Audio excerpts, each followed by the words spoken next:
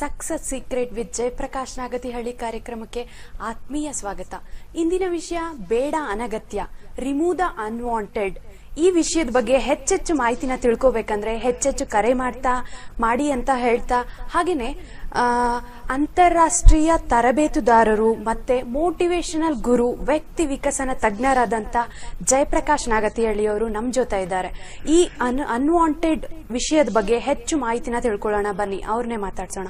ನಮಸ್ತೆ ಸರ್. ನಮಸ್ಕಾರ. ಹಾ ಸರ್, ಅನ್ವಾಂಟೆಡ್ ಬೇಡ ಅನಗತ್ಯ ವಿಷಯದ ಮಹತ್ವ ಏನು ಸರ್?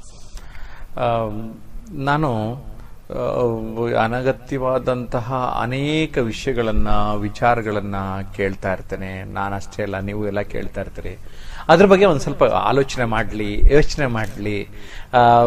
ಯಾವ್ಯಾವ ಅನಗತ್ಯವಾದಂತಹ ವಿಚಾರಗಳು, ವಸ್ತುಗಳು ಮತ್ತು ವ್ಯಕ್ತಿಗಳು ಎಲ್ಲೆಲ್ಲಿ ಏನೇನು ಕಡಿಮೆ ಮಾಡ್ಕೊಳಕ್ಕಾಗತ್ತೆ, ಇದರಿಂದ ಬದುಕು ಏನಾದ್ರೂ ಮತ್ತಷ್ಟು ಸುಸೂತ್ರವಾಗಿ ಸಾಗೋದಕ್ಕೆ, ಸುಲಲಿತವಾಗಿ ಸಾಗೋದಕ್ಕೆ ಸಾಧ್ಯ ಆಗತ್ತಾ ಅಂತ ಆಲೋಚನೆ ಮಾಡುವ ನಿಟ್ಟಿನಲ್ಲಿ ಪ್ರಯತ್ನವನ್ನ ಪಟ್ಟಾಗ ಎಷ್ಟೊಂದು ಅನುಕೂಲಗಳು ನಮಗೆ ಸಾಧ್ಯ ಅನ್ನುವಂಥದ್ದನ್ನ ಗಮನಿಸ್ತಾ ಬಂದ್ವಿ.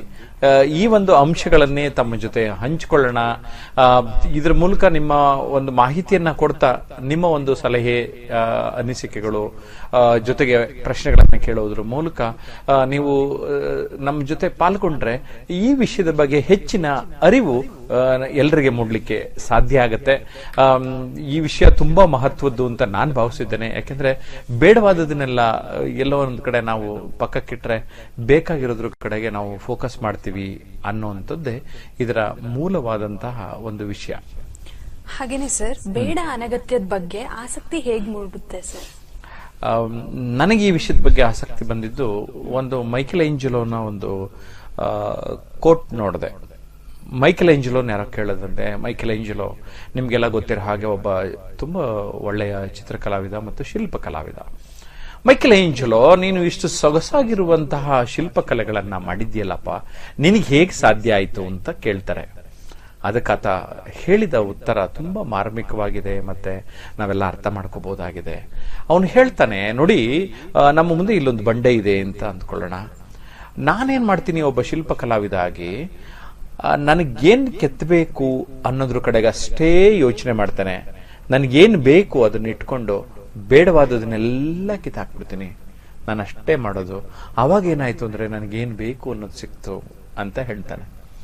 ನನ್ಗ ಈ ಒಂದು ಕೋಟ್ ನೋಡಿದ್ಮೇಲೆ ಹೌದಲ್ವೇ, ನಮ್ಮ ಬದುಕಿನಲ್ಲಿ ನಾವು ಏನ್ ಬೇಕು ಅನ್ನೋದ್ರ ಕಡೆಗೆ ಹೆಚ್ಚು ಗಮನ ಕೊಟ್ರೆ ಬೇಡವಾದದೆಲ್ಲ ಆಟೋಮೆಟಿಕ್ ಆಗಿ ಕಡಿಮೆ ಆಗುತ್ತಲ್ವಾ ಅಂತ ಅನ್ಸಕ್ ಶುರುವಾಯ್ತು.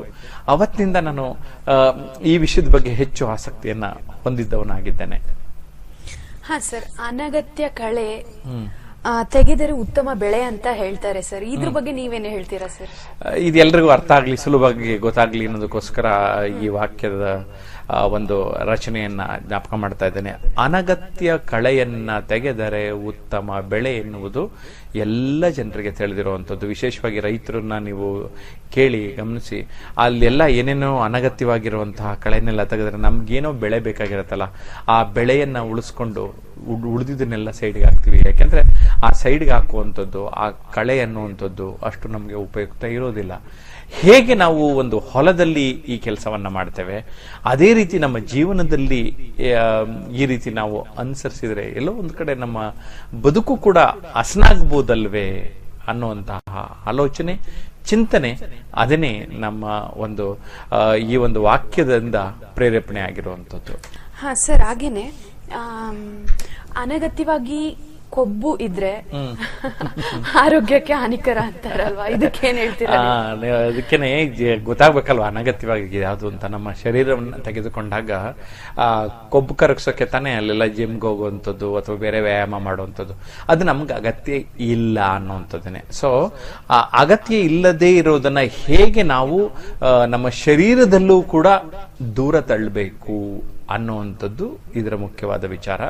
ನಮ್ಮ ಶರೀರಕ್ಕೆ ನಮಗೆ ಹಿತವಾಗಿ ಮಿತವಾಗಿ ವ್ಯಾಯಾಮ ಬೇಕಾಗ್ತದೆ, ಆಹಾರವನ್ನ ಸರಿಯಾಗಿ ಸೇವಿಸಬೇಕಾಗ್ತದೆ, ಮತ್ತೆ ಆರೋಗ್ಯದ ಬಗ್ಗೆ ಕಾಳಜಿಯನ್ನ ವಹಿಸಬೇಕು ಅನ್ನುವಂಥದ್ದನ್ನ ಗಮನ ಸೆಳೆಯುವ ದೃಷ್ಟಿಯಿಂದ ಈ ಕೊಬ್ಬನ್ನ ಒಂದು ಉದಾಹರಣೆಯಾಗಿ ತೆಗೆದುಕೊಂಡಿದ್ದು ಅಷ್ಟೇ. ಅಂದ್ರೆ ನಮ್ಮ ದೇಹಕ್ಕೆ ಅಗತ್ಯವಿಲ್ಲದ ಕೊಬ್ಬಿನ ಪ್ರಮಾಣವನ್ನ ನಾವು ಕಡಿಮೆ ಮಾಡಿಕೊಳ್ಳುವಂಥದ್ದು ನಮ್ಮ ಇಡೀ ಆರೋಗ್ಯದ ಮೇಲೆ ಒಂದು ಪರಿಣಾಮವನ್ನು ಬೀರುತ್ತದೆ. ನಮ್ಮ ಉತ್ಸಾಹದ ಮಟ್ಟ ಕೂಡ ಕುಂದು ಹಾಗೆ ಎಷ್ಟೋ ಸರಿ ಆಗ್ಬಿಡತ್ತೆ. ಅದು ಆಗಬಾರ್ದು. ಅದನ್ನ ಯಾವ್ಯಾವ್ದು ಬೇಡವೋ ಅದನ್ನೆಲ್ಲ ಕರಗಿಸ್ಕೊಳ್ಬೇಕು ಅನ್ನುವಂಥದ್ದು ಮುಖ್ಯವಾದ ಉದ್ದೇಶ ಇಲ್ಲಿ. ಹಾಗೇನೆ ಒಬ್ಬೊಬ್ರು ಏನ್ ಅನ್ಕೋತಾರೆ ಸರ್, ನಾನು ದಪ್ಪ ಇದ್ದೀನಿ, ಚಿಕ್ಕ ಇದ್ದೀನಿ, ಅದೇ ಒಂದು ಯೋಚನೆ ಇಟ್ಕೊಂಡಿರ್ತಾರೆ ಸರ್. ಆತರ ಅನಗತ್ಯವಾಗಿ ಯೋಚನೆ ಇಟ್ಕೊಳ್ಳೋದ್ರಿಂದ ಕುಂದು ಬರುತ್ತಾ ಸರ್ ಅವ್ರ ಚಿಂತನೆ ಮಾಡೋದಕ್ಕೆ?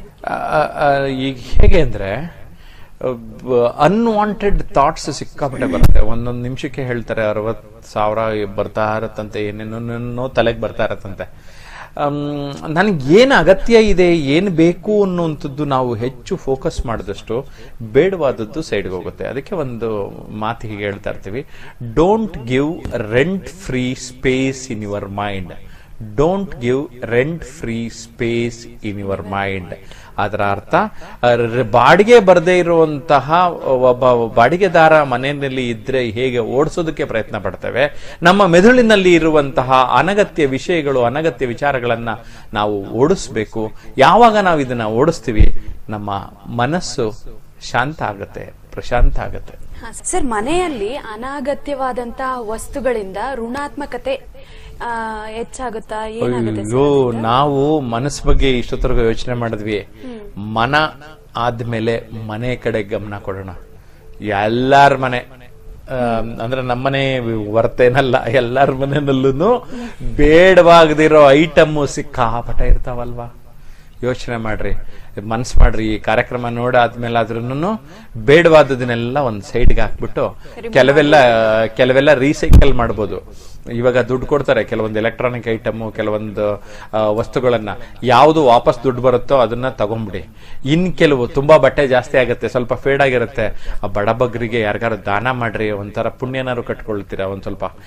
ಇವ್ರು ನಮ್ಗಿಂದ ಇವ್ರು ನೋಡ್ರಿ ಇಂಥವ್ರು ನಮ್ಗೆ ದಾನ ಮಾಡಿದ್ರು ಅನ್ನೋಂತಹ ರೀತಿ ಆಗ್ತದೆ. ಅದನ್ನ ನಾವು ಅರ್ಥ ಮಾಡ್ಕೋಬೇಕು. ಅಂದ್ರೆ ಮನೆಯನ್ನ ನಾವು ಸ್ವಚ್ಛ ಮಾಡಕ್ ಶುರು ಮಾಡಿದ್ರು ಅಂದ್ರೆ ಆ ಇಡೀ ಮನೆನೇ ಒಂಥರ ಬೃಂದಾವನ, ಒಂಥರ ನಂದಗೋಕುಲ ಆಗುತ್ತೆ. ಖಂಡಿತವಾಗಿ ಮನೆಯಲ್ಲಿರೋ ಅನ್ವಾಂಟೆಡ್ ಐಟಮ್ನೆಲ್ಲ ಬಿಸಾಕಿ ನಿಮ್ ಮನೆ ನೋಡ್ರಿ ಎಷ್ಟು ಚೆನ್ನಾಗಿರುತ್ತೆ ಅಂತ. ಸರ್, ಹಾಗೇನೆ ಅನಗತ್ಯ ದಾಖಲೆಗಳ ಕಡೆಗೆ ಕಚೇರಿಯ ಗಮನ ನೀಡೋದ್ರಿಂದ ಏನಾಗ್ಬೋದು ಸರ್? ಇದ್ರ ಬಗ್ಗೆ ನೀವೇನಾದ್ರು? ಒಂದು ಕಚೇರಿ ಅಂತ ಅಂದ್ಮೇಲೆ ನೀವು ವಿಶೇಷವಾಗಿ ನಾನು ಹಳೆ ಕಚೇರಿಗಳು, ಅದರಲ್ಲಿ ಸರ್ಕಾರಿ ಕಚೇರಿಗಳಲ್ಲಿ ಹಳೆ ಕಡತಗಳನ್ನೇ ಎಷ್ಟೊಂದು ಇಟ್ಟಿರ್ತಾರೆ. ನನಗೆ ಗೊತ್ತಿರುವ ಪ್ರಕಾರ ಇಷ್ಟು ವರ್ಷ ಆದ್ಮೇಲೆ ಆ ರೆಕಾರ್ಡ್ಸ್ನ ಡೆಮಾಲಿಷ್ ಮಾಡೋದಕ್ಕೆ ಪ್ರಾವಿಷನ್ ಇರುತ್ತೆ. ಆದ್ರೆ ಎಷ್ಟೊಂದು ಜನ ಏನ್ ಮಾಡ್ತಾರೆ ಅಂದ್ರೆ, ಯಾಕೆ ಬೇಕಾ ರಿಸ್ಕ್ ಅಂದ್ಬಿಟ್ಟು ಅದನ್ನ ಡಾಕ್ಯುಮೆಂಟೇಶನ್ ಹಾಗೇ ಇಟ್ಟು ಅದೊಂದು ದೊಡ್ಡ ಗೋಡನ್ ಆಗತ್ತೆ. ಆ ರೂಮ್ ಹೋದ್ರೆ ಅವ್ರಿಗೆ ಅಲರ್ಜಿ ಜಾಸ್ತಿ ಆಗತ್ತೆ, ಅಥವಾ ಗಾಳಿನೇ ಅಲ್ಲಿ ಇರೋದಿಲ್ಲ, ಆ ಡಾಕ್ಯುಮೆಂಟ್ ಅನ್ನು ಸರಿಯಾಗಿ ಮೇಂಟೈನ್ ಮಾಡೋದಿರಲ್ಲ. ಈಗ ಒಂದು ಸಂತೋಷ ಏನು ಅಂತ ಅಂದ್ರೆ, ಈಗ ಕಂಪ್ಯೂಟರ್ ಯುಗದಲ್ಲಿ ತಂತ್ರಜ್ಞಾನ ಬೆಳೆದಿರೋದ್ರಿಂದ ಎಷ್ಟೊಂದು ಮಾಹಿತಿಯನ್ನ ಒಂದು ಪುಟ್ಟ ಪೆನ್ ಡ್ರೈವ್ ಅಲ್ಲಿ, ಪುಟ್ಟ ಒಂದು ಯಂತ್ರದಲ್ಲಿ ಇಡೋದಕ್ಕೆ ಸಾಧ್ಯ ಆಗ್ತಾ ಇದೆ. ನಾವೇನ್ ಮಾಡಬೇಕು, ಹಳೆ ಎಷ್ಟೊಂದು ಡಾಕ್ಯುಮೆಂಟ್ ಅನ್ನ ಡಿಜಿಟಲೈಸ್ ಮಾಡಿ ಅದನ್ನ ಒಂದು ಹಾರ್ಡ್ ಡಿಸ್ಕ್ ಹಾಕ್ಬಿಟ್ರೆ ಎಷ್ಟು ಸುಲಭ ಆಗ್ತದಲ್ವಾ. ಅನಗತ್ಯ ಸುಮ್ಮನೆ ಕೊಠಡಿಗಳ ತರ ಎಷ್ಟೊಂದು ಕಚೇರಿನಲ್ಲಿ ಡಾಕ್ಯುಮೆಂಟ್ಗಳಿದೆ ಅಂದ್ರೆ, ಆ ಡಾಕ್ಯುಮೆಂಟ್ಗಳನ್ನೆಲ್ಲ ನಾವು ಕನ್ವರ್ಟ್ ಮಾಡ್ಬೋದು. ಉಪಯೋಗ ಇಲ್ಲದೆ ಇರೋದನ್ನೆಲ್ಲ ಡೆಮಾಲಿಷ್ ಮಾಡ್ಬೋದು, ಅದನ್ನೆಲ್ಲ ಹರಿದಾಕ್ಬೋದು, ಸುಟ್ಟಾಕ್ಬೋದು. ಆವಾಗ ಏನಾಯ್ತು, ಜಾಗನೂ ಉಳಿತು, ನೆಮ್ಮದಿನೂ ಬಂತು. ಅನಗತ್ಯ ಖರ್ಚುಗಳಿಂದ ಉತ್ತಮ ಹಣಕಾಸನ್ನ ನಿರ್ವಹಣೆ ಮಾಡೋದು ಸಾಧ್ಯನಾ ಸರ್? ನೋಡಿ, ಇವಾಗ ಇದು ಒಳ್ಳೆ ಟೈಮ್. ಇವಾಗ ನಾವು ಹಣಕಾಸಿನ ಬಗ್ಗೆ ಆಲೋಚನೆ ಮಾಡುವಂಥದ್ದು. ಅನಗತ್ಯವಾದ ಖರ್ಚುಗಳು, ನಮ್ಮ ಮನೆಗೆ ಏನೋ ಇಷ್ಟು ಪಾತ್ರೆ ಬೇಕಾಗಿರುತ್ತೆ, ಆದ್ರೆ ಯಾರೋ ಒಬ್ಬ ಡಿಸ್ಕೌಂಟ್ ಅಲ್ಲಿ ಕೊಡಕ್ ಮನೆ ಮುಂದೆ ಬಂದ್ಬಿಡ್ತಾನೆ. ಅವಾಗ ಏನಾಗೋಯ್ತು ಅಂತ ಅಂದ್ರೆ, ಇಲ್ಲಿ ಚೀಪಾಗಿ ಸಿಗ್ತಾ ಇದೆ, 50% ಡಿಸ್ಕೌಂಟ್, ನಮಗೆ ಬೇಕೋ ಬೇಡವನೋ ತಗೊಂಬಂದು ಹಾಕೊಂಡ್ಬಿಡ್ತೀವಿ ಮನೆಯಲ್ಲಿ. ಆ ಮನೆಯಲ್ಲಿ ಜಾಗನೂ ಇದ್ ಮಾಡಲ್ಲ. ಇನ್ ಕೆಲವ್ರು ನೋಡಿದ್ದೇನೆ, ಒಂದ್ ಬಟ್ಟೆ ತಗೋತಾರೆ, ಅದೊಂದ್ 4 ವರ್ಷನೋ 5 ವರ್ಷ ಆದ್ಮೇಲೆ ಹಾಕೊಳ್ತಾರೆ ಅದನ್ನ. ಯಾಕೆಂದ್ರೆ ಅವ್ರ ಹತ್ರ ಅಷ್ಟೊಂದು ಬಟ್ಟೆ ಇರ್ತವೆ. ಅಯ್ಯೋ, ಅಷ್ಟ್ರೊಳಗೆ ಹಳೆ ಬಟ್ಟೆ ಆಗೋಯ್ತಲ್ಲ ಅದು. ನಾವ್ ಅದ್ರ ಕಡೆಗೆ ಯೋಚನೆ ಮಾಡೋದಿಲ್ಲ. ಅದಕ್ಕೆ ನಮ್ಮ ಸ್ನೇಹಿತರೊಬ್ರು ದಾವಣಗೆರೆಯವ್ರು ಹೇಳ್ತಾ ಇದ್ರು, ಅವ್ರದ್ದು 10 ಜೊತೆ ಬಟ್ಟೆ ಇದೆ ಅಂದ್ರೆ 11ನೇದೇನಾದ್ರು ತಗೊಂಡ್ರೆ ಒಂದು ಬಟ್ಟೆನ ಯಾರಿಗಾರು ದಾನ ಮಾಡ್ಬಿಡ್ತಾರಂತೆ. ಅಂದ್ರೆ ಅವ್ರ ಹತ್ರ ಯಾವಾಗ್ಲೂ 10 ಬಟ್ಟೆ ಇರ್ಬೇಕು ಅಂತ, 10 ಜೊತೆ ಇರ್ಬೇಕು ಅಂತ. ಸೊ ಅಂದ್ರೆ ಈವನ್ ಅವ್ರು 1 ತಿಂಗಳ ಹಿಂದೆ ತಗೊಂಡಿದ್ರು ನಾನು 10 ಸಾಕು ನನಗೆ ಅಂತ ದಾನ ಮಾಡ್ಬಿಡ್ತಾರೆ. ಆ ತರ ಪ್ರಿನ್ಸಿಪಲ್ ನಾನು ಫಾಲೋ ಮಾಡ್ಬೇಕು ಅಂತ ಯೋಚನೆ ಮಾಡ್ತಾ ಇದ್ದೀನಿ. ಆಸೆಗೆ ಮಿತಿ ಹಾಕೊಳ್ಳೋದು ಇದೆಯಲ್ಲ, ಒಂದ್ ಚೌಕಟ್ಟು ಹಾಕೊಳ್ಳೋದು ಇದೆಯಲ್ಲ, ಅದನ್ನೇ ನಮ್ಮ ಕಂಟ್ರೋಲಿಗೆ ತಗೊಳ್ಳೋದು, ನಮ್ಮ ನಿಯಂತ್ರಣಕ್ಕೆ ತಗೊಳ್ಳೋದು, ಅದು ಮುಖ್ಯ ಆಗ್ತದೆ.